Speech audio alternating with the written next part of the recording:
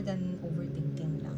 It's more of hindi ka na makatulog, na nakaka-apekto na sa trabaho mo yung mga problema mo sa pera, pwedeng utang, kung ano man yung buwabagabag sa'yo ngayon, nakaka-apekto na siya sa daily life mo. So, hindi lang siya basta overthinking. Kasi hindi siya overthinking. Kasi wala talaga akong pera, marami akong utang, yung ganun. Marami akong kailangan bayaran. Hindi siya overthinking kasi gumagalaw ang bills ko. Pwedeng ganun. At, ito naman ang kwento nito.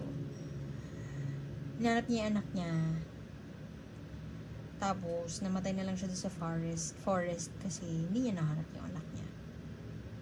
So, in vain lahat ng efforts. Futile. Lahat ng efforts. Walang pinatutunguhan. Looking towards the future. Alam mo yun, hindi ka makaalis.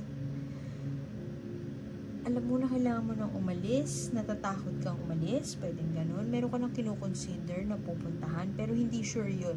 So, dito na lang ako sa sure. Dito na lang ako sa comfort zone ko, kahit hindi na ako masaya, kahit pagod na ako, kahit burnout na ako. Kasi, pag nag-venture ako into something na hindi naman sigurado, paano yung bills ko?